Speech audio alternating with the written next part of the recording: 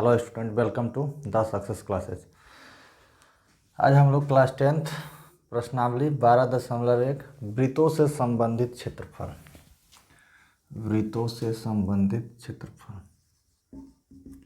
वृत्तों से संबंधित क्षेत्रफल पढ़ेंगे। वृत्तों से संबंधित क्षेत्रफल, इसका एक्सरसाइज 12.1 पढ़ेंगे। इसका अभी हम लोग 3 क्वेश्चन देखते हैं। फर्स्ट नंबर क्वेश्चन, आइए सॉल्यूशन देखते हैं समय व्यतीत न करते हुए। दो वृत्तों की त्रिज्याएं क्रमशः 19 सेंटीमीटर और 9 सेंटीमीटर। दो गो वृत्त है, एक का त्रिज्या है 19, एक का त्रिज्या है 9। इन दोनों वृत्तों, एक की त्रिज्या हो गया तो इसको ले लीजिए R1, इसको ले लीजिए R2। उस वृत्त की त्रिज्या ज्ञात करें। एक और वृत्त है जिसकी परिधि इन दोनों वृत्तों की परिधियों के योग के बराबर। एक बड़ा वृत्त है, इस दोनों वृत्त के परिधि के योग के बराबर इसकी परिधि है, तो हमको इसका त्रिज्या ज्ञात करना है। इसका त्रिज्या हम बड़ा R मान लीजिए। तो पहले लिखेंगे, दिया है, क्या क्या दिया हुआ है।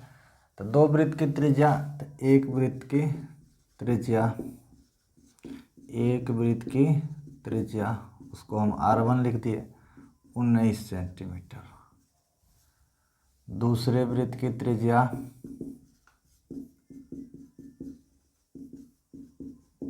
9 सेंटीमीटर और उस वृत्त की त्रिज्या मतलब अज्ञात, माना कि अभीष्ट जो आपको निकालना है, अज्ञात भी लिख सकते हैं। अभीष्ट वृत्त की त्रिज्या बराबर, चूँकि बड़ा हुआ है योग करके आया है बड़ा R, वैसे कुछ भी ले सकते हैं, उससे कोई दिक्कत नहीं। अब इसके बाद लिखेंगे प्रश्नानुसार, प्रश्न के अनुसार यानी कि अकॉर्डिंग टू क्वेश्चन। प्रश्न अब जो कहता है ये दिया हुआ हो गया, निकाले हो गया, जिसकी परिधि, यहाँ से आपका शर्त शुरू किया, जिसकी परिधि अज्ञात वृत्त की परिधि माने अभीष्ट वृत्त की परिधि इन दोनों वृत्तों की परिधियों के योग के बराबर है। प्रश्नानुसार अभीष्ट वृत्त की परिधि हो गया 2πr और दोनों वृत्त के परिधियों के योग के बराबर है। तो छोटे वाले का इसका परिधि क्या हो जाएगा 2πr1, इसका परिधि 2πr2 और इसका परिधि 2πR। ये दोनों को जोड़ करके ही बना हुआ है परिधि के हिसाब से। तो 2πr1 प्लस 2πr2, इसकी परिधि और इसकी परिधि को जोड़ने पर इसकी परिधि प्राप्त हो जाती है। अब देखिए 2π इधर भी है, 2π इधर भी दिख रहा है, तो 2π आप जो है यहाँ से हटाइए, इधर कॉमन लीजिए पहले, और उधर मल्टीप्लाई में है, गुना में है तो इधर भाग में। 2 से 2 मल्टीप्लाई में रहता है तो कटिंग होता है, पाई कट गया। तो R equals to R1 plus R2।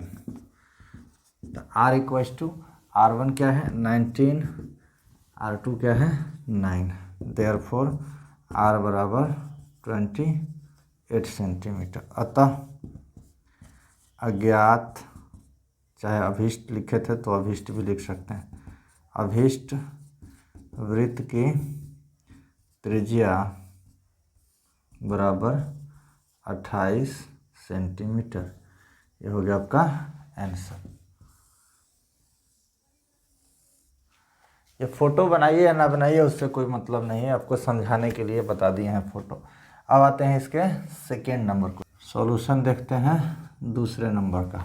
क्या कह रहा है, दो वृत्तों की त्रिज्याएं क्रमशः 8 सेंटीमीटर और 6 सेंटीमीटर। सेम उसी प्रकार का प्रश्न जैसा पहला था। आगे देखते हैं क्या कह रहा है। उस वृत्त की त्रिज्या ज्ञात करें जिसका क्षेत्रफल इन दोनों वृत्तों के क्षेत्रफलों के योग के बराबर है। क्वेश्चन सेम है, केवल उसमें परिधि था, इसमें क्षेत्रफल का शर्त दिया। तो वृत्त का क्षेत्रफल जानते ही होइएगा, वृत्त का क्षेत्रफल πr²। तब फिर लिखेंगे दिया है, मतलब गिवन दैट, क्या दिया हुआ है। तो दो वृत्त की त्रिज्या उसमें लिख देते हैं, एक वृत्त चाहे पहले वृत्त, एक वृत्त की त्रिज्या यानी कि R1, इक्वल्स टू कितना हो गया 8 सेंटीमीटर। दूसरे वृत्त की त्रिज्या यानी कि R2 बराबर 6 सेंटीमीटर। माना कि अभीष्ट या अज्ञात से कहिए, अभीष्ट वृत्त की त्रिज्या बराबर कैपिटल R, सेंटीमीटर में है तो सेंटीमीटर। अब ये हो गया, दिया हुआ है, जो हमको निकालना है वो सब लिख लिए, ज्ञात करे तक मेरा काम हो गया। अब इसके बाद आते हैं सर प्रश्न क्या कह रहा है। तो प्रश्न में शर्त दिया हुआ है जिसका क्षेत्रफल यानी कि अज्ञात वृत्त का क्षेत्रफल इन दोनों वृत्तों के क्षेत्रफलों के योग के बराबर है। तो अब लिखेंगे प्रश्नानुसार अकॉर्डिंग टू क्वेश्चन, उस वृत्त की त्रिज्या ज्ञात करें जिसका क्षेत्रफल, तो अभीष्ट वृत्त का त्रिज्या क्या है R। अब वृत्त का क्षेत्रफल जानते होइएगा, वृत्त का क्षेत्रफल बराबर पाई R स्क्वायर। तो बड़ा वाला वृत्त है, इसका त्रिज्या R है, तब पाई कैपिटल R का स्क्वायर। दोनों छोटे वृत्त की त्रिज्या को लिखे हुए हैं R1 और R2। तो इसका क्षेत्रफल हो गया पहले वाले वृत्त का पाई R1 स्क्वायर, दूसरे वाले वृत्त का पाई R2 स्क्वायर। अब देखिए इस साइड पाई है, इस साइड भी दोनों में पाई दिख रहा है, इसमें पाई कॉमन ले लीजिए। तो पाई कॉमन ले लीजिएगा तो R1 के स्क्वायर प्लस R2 का स्क्वायर, इधर वाला पाई नीचे चला गया। तो R स्क्वायर बराबर R1 square plus R2 square. अब वैल्यू उठा के डालिए, R square equals to R1 क्या है आपके पास 8 है, R2 क्या है आपके पास 6 है। तो R स्क्वायर बराबर 8 का स्क्वायर 64, 6 का स्क्वायर 36, 64 और 36 को जोड़िएगा तो 100। तो R बराबर, इधर से स्क्वायर हटता है तो इधर रूट लगता है, रूट अंडर 100। देयरफॉर R बराबर 10 सेंटीमीटर। कहिएगा रूट आता है तो प्लस माइनस, लेकिन चूंकि ये क्षेत्रफल वाला पार्ट है तो इसमें त्रिज्या वगैरह जो भी लेंथ होगा, लंबाई वगैरह, वो निगेटिव नहीं होता, इसलिए इसमें माइनस वाला नहीं लेते। त्रिज्या हो गया, अतः अभीष्ट या अज्ञात जो लिखिए वृत्त की त्रिज्या इक्वल्स टू 10 सेंटीमीटर। अब हम देखते हैं थर्ड नंबर क्वेश्चन में देखते हैं क्या कह रहा है। ये आकृति है 12.3, एक तीरंदाजी लक्ष्य को दर्शाती है। तीर, वो तीरंदाजी जो होता है आर्चर, उस वाले में आर्चरी में ये इसी तरह का घेरावा रहता है। इसमें जहाँ तीर जाएगा, जितना मिड में जाता है उतना ज़्यादा पॉइंट मिलता है, साइड में जाएगा पॉइंट कम मिलता है। एक तीरंदाजी लक्ष्य को दर्शाती है जिसमें केंद्र से बाहर की ओर 5 क्षेत्र, केंद्र से बाहर की ओर यानी कि यहाँ से स्टार्ट करके बाहर जाना है, केंद्र से बाहर की ओर 5 क्षेत्र गोल्ड। तो पहला क्षेत्र हो गया आपका गोल्ड, दूसरा हो गया ब्लू, तीसरा क्षेत्र हो गया ब्लैक और वाइट, अंत वाला जो है वाइट। गोल्ड से शुरू हो रहा है, एक स्टेप आगे चला गया, 1 2 3 4 5 क्षेत्र हैं गोल्ड, ब्लू, ब्लैक। क्वेश्चन में कुछ छूटा हुआ है, क्वेश्चन देख लेते हैं।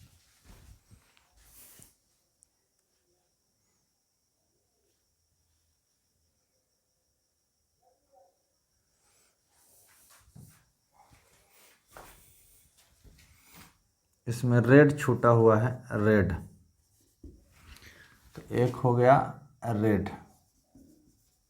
गोल्ड के बाद है रेड, रेड के बाद है ब्लू, ब्लू के बाद है ब्लैक, ब्लैक के बाद वाइट, वाइट के बाद 5 है, जिसमें एक रेड छूट गया था। तो गोल्ड, रेड, ब्लू, ब्लैक और वाइट 5 क्षेत्र है केंद्र से बाहर की ओर चिन्हित है। इनमें से जिनसे अंक अर्जित किए जा सकते हैं, मतलब जिसमें जाएगा उससे अंक मिलता है। गोल्ड का क्षेत्र, गोल्ड क्षेत्र माने भीतर वाला, सबसे अंदर वाला छोटा वाला सर्किल वृत्त का व्यास कितना है 21 सेंटीमीटर। तो लिखेंगे गोल्ड वाले वृत्त का व्यास कितना हो जाएगा। गोल्ड वाले वृत्त का व्यास दिया हुआ है 21 सेंटीमीटर। तो पता होगा व्यास से क्या प्राप्त होता है, त्रिज्या। तो ये त्रिज्या हो गया आपका 21/2, यानी कि अब बटा में ही रखिए, पॉइंट में बाद में डाल देंगे। अब ये फर्स्ट वाला है तो इसके त्रिज्या को हम लिखेंगे r1, इसके त्रिज्या को लिखेंगे r1। अब सेकेंड वाला में जाते हैं, क्या कह रहा है, प्रत्येक पट्टी का मतलब ये वाला पार्ट हो गया, ये दूसरा पट्टी, तीसरा पट्टी, चौथा पट्टी। अब ये पट्टी जो कह रहा है, प्रत्येक पट्टी 10.5 सेंटीमीटर चौड़ी है, 10.5 सेंटीमीटर चौड़ी है। तो 10.5 सेंटीमीटर चौड़ी, चूँकि प्रत्येक पट्टी 10.5 सेंटीमीटर चौड़ी है। देयरफॉर अब गोल्ड के बाद कौन सा है, रेड। तो लिखेंगे रेड वाले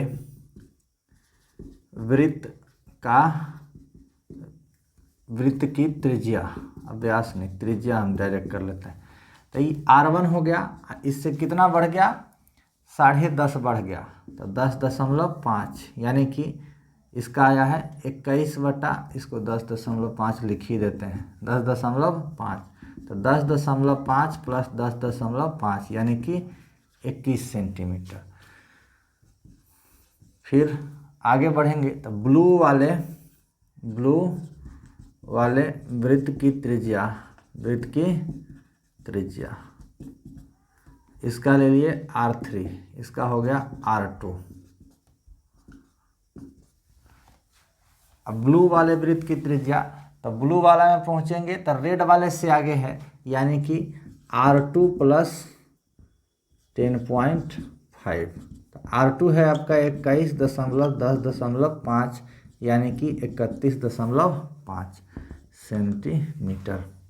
अब ब्लू से आगे जाएंगे तब ब्लैक वाला है, फिर ब्लैक वाले वृत्त की त्रिज्या, अब इसका लिख दिए r4, r1 r2, इसका r2 था, इसका r3 हो गया, उसका r4 हो गया।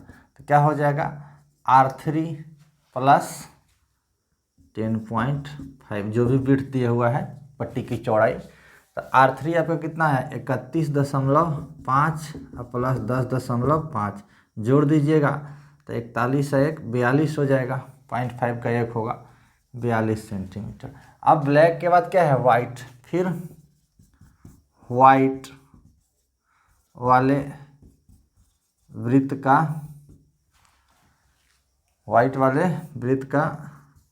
की त्रिज्या, यानी कि r5, पांचवा पार्ट।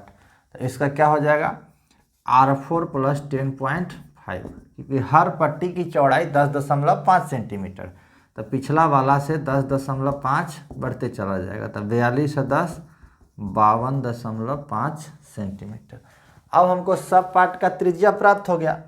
तो क्षेत्रफल हम जानते ही हैं वृत्त का, सब तो वृत्त ही हैं, लेकिन पहले वाले गोल्ड वाले का आपका वृत्त है, लेकिन दूसरा वाला जो रेड जोन है, यहाँ पर ध्यान दीजिएगा फोटो में थोड़ा सा, रेड वाला जो जोन है, रेड वाला जोन इतना ही है, यानी कि ई वलय का क्षेत्रफल होगा, पहले वाले का वृत्त का क्षेत्रफल होगा, उसके बाद सबके लिए वलय का क्षेत्रफल लगेगा, यानी कि बाहर वाला घटाओ उससे भीतर वाला, उससे जस्ट पीछे वाला जो वृत्त हो उसको घटाते चल जाएंगे, लाइन से मेरा निकल जाएगा। लेकिन फर्स्ट वाले का वृत्त ही है, यानी कि गोल्ड वाले पार्ट का क्षेत्रफल निकालना हो तो पाई r1² उसका वही होगा। लेकिन जब ही उससे बाहर जाएंगे तो रेड केवल इसी पट्टी में रेड है, इसी वाले भाग में रेड है, अंदर गोल्ड है। फिर रेड के बाहर यहाँ पहुँचते हैं, इस पट्टी में ब्लू है, तब ब्लू वाले पार्ट में जब जाएंगे तब आपको ये सब वलय दिख रहा है, ऐसा रिंग, इसको रिंग भी कहते हैं, रिंग का क्षेत्रफल। तो रिंग का क्षेत्रफल पढ़े होइएगा, पाई बड़का r² माइनस छोटका स्क्वायर, चाहे पाई r2² माइनस r1², मतलब बाहर वाले वृत्त की त्रिज्या माइनस भीतर वाले वृत्त की त्रिज्या, पाई इंटू बाहर वाले वृत्त की त्रिज्या माइनस अंदर वाले वृत्त की। या ऐसे भी कर सकते हैं कि pi r square minus pi r square, मैंने बड़ा आर बाहर वाले के लिए, छोटा आर भीतर वाले के लिए, छोटा भीतर वाला छोटा होगा, बाहर वाला बड़ा होगा त्रिज्या। तो ये त्रिज्या हो गया। अब इस त्रिज्या से बारी बारी से आपको क्षेत्रफल निकालना है। अब चलते हैं क्षेत्रफल, प्रत्येक भाग का क्षेत्रफल। अंक प्राप्त करने वाले इन पांचों क्षेत्रों में से प्रत्येक का क्षेत्रफल निकाले। तो अब हमको सबका क्षेत्रफल निकालना होगा। तो पहले हम किसका निकालेंगे? गोल्ड वाले का। तो गोल्ड वाले भाग का क्षेत्रफल, गोल्ड वाले भाग का क्षेत्रफल, गोल्ड वाले भाग का क्षेत्रफल। तो क्षेत्रफल क्या होता है? पाई पहले वाला भाग यानी कि पूरा वृत्त है भीतर वाला, पाई r1 का स्क्वायर, क्योंकि उसकी त्रिज्या को r1 लिए हुए हैं। तो पाई हो गया 22/7, r1 का स्क्वायर। तो r1 क्या है? r1 यानी कि पहले त्रिज्या, तो 21/2 इंटू 21/2 ले सकते हैं। आर स्क्वायर है इसलिए 2 बार। अब 7 से काटिएगा, 7 तिरिके 21, 2 से काटिएगा 11। अब 2 से नहीं कटेगा, मल्टीप्लाई कर दीजिए। 21 तिया 63, 11 से गुना करना है 63, 6 3 9, 693/2।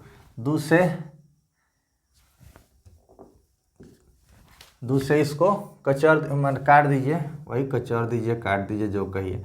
2 तिया 6, 2 चौका 8, 1 पर 3 13, 2 छक 12, 5 सेंटीमीटर स्क्वायर। ये हो गया गोल्ड वाले पार्ट का। अब सेकेंड वाले पार्ट जाएंगे रेड वाले। तो यहाँ से वलय शुरू होगा, वलय का क्षेत्रफल। अब सेकेंड वाले पार्ट में पहुँचते हैं और लिखते हैं रेड वाले भाग का क्षेत्रफल, रेड वाले भाग का क्षेत्रफल। तो इसका क्या लिखना होगा? रेड वाले की त्रिज्या हो गया पाई r2 स्क्वायर माइनस पाई r1 स्क्वायर। अब देखिए ऐसे क्यों लिखे हैं? ऐसे लिखने से फ़ायदा है कि पाई r1 मेरा निकला हुआ है, इससे फ़ायदा होगा। या फिर pi into r2 minus r1 भी कर सकते हैं स्क्वायर में, बट ऐसे लिखने से हमको यह बेनिफिट होगा कि पीछे वाला हम वैल्यू पुटिंग करते जाएंगे। ये हो गया 22/7 गुने r2 स्क्वायर। तब रेड वाले की त्रिज्या देखना है। तो रेड वाले का त्रिज्या कितना है? 21 है। तो 21 गुना 21 आर स्क्वायर है। अब पाई r1 स्क्वायर अभी आप ऊपर निकाले हैं 346 इंटू 5। अब 7 तिरिके 21, फिर काट दिए, 21 तिया 63, और 63 दूना 126, 126, और फिर 126, 6 6 2 8, 1386 86 माइनस 346.5। अब इसको घटाना है तो इसमें 0.0 लगा दीजिए। 0 यहाँ पर 0.0, क्योंकि पॉइंट के बाद 1 डिजिट है। 0 में से 5 नहीं जाएगा, तो 10 में से 5 गया 5, ये दे दिया कैरी मतलब कर्जा। तो ये हो गया 5, 5 में से 6 नहीं जाएगा, 15 में से 6 गया तो 9, ये हो गया 7, फिर कर्जा दिया है, 7 में से 4 गया 3, अब ये कर्जा नहीं दिया है, 13 में से 3 गया था 10 सेंटीमीटर में था, सेंटीमीटर स्क्वायर।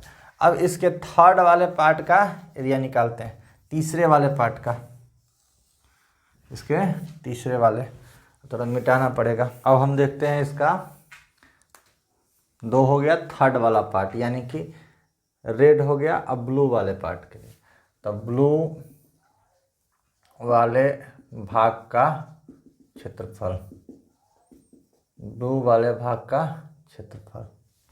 तो ब्लू वाले भाग का क्षेत्रफल, तब इसके लिए जो है, इसके लिए जो है आपको सब्सट्रैक्ट करना पड़ेगा।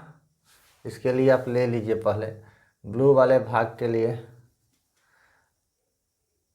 कैपिटल R माने वलय का क्षेत्रफल पाई r square minus r square इस पर। तो कैपिटल R ब्लू वाले के लिए यहाँ से सेंटर तक, तो ब्लू वाले के लिए 31.5 सेंटीमीटर हो गया। स्मॉल वाला R क्या हो जाएगा? तो स्मॉल वाला R ब्लू के अलावा जो बचा यानी कि रेड तक का, तो माइनस रेड वाला एरिया कर दीजिएगा तो हो जाएगा। अब ये ब्लू वाले भाग के लिए, ब्लू वाले भाग का क्षेत्रफल, ब्लू वाले भाग का क्षेत्रफल बराबर, तब इसका क्या हो जाएगा, इसके लिए पाई R3 का स्क्वायर माइनस पाई R2 का स्क्वायर। देखिए पाई R2 वाला भाग यहाँ है, यहाँ देखिएगा, इसमें केवल पाई R1 था, पाई R2 वाला भाग यहाँ है, यहाँ से उठा लीजिए पाई R2 कहाँ गया, 1386, तो वहाँ से उठा लीजिए, या निकाल भी सकते हैं, कोई दिक्कत नहीं है। अगर यहाँ से भी देखिए, इस बार उसमें से रखते नहीं है, डायरेक्ट निकाल देते हैं, तब 22/7 कॉमन निकालिए, दोनों में पाई है R3, तो R3 यानी कि ब्लू वाले पार्ट के लिए, तो ब्लू वाले पार्ट के लिए कितना है 31.5 का स्क्वायर और माइनस R2, तो इसके लिए R2 पीछे वाला 21 का स्क्वायर, यहाँ से भी आप निकाल सकते हैं, वहाँ से रखने में दिक्कत हो, किसी एक का पूछेगा तो ऐसा ही निकालना होगा, ज़्यादा का पूछे, सबका पूछे, तब लाइन से हम निकाल सकते हैं, सहायता ले सकते हैं, एक ही क्वेश्चन का पार्ट है।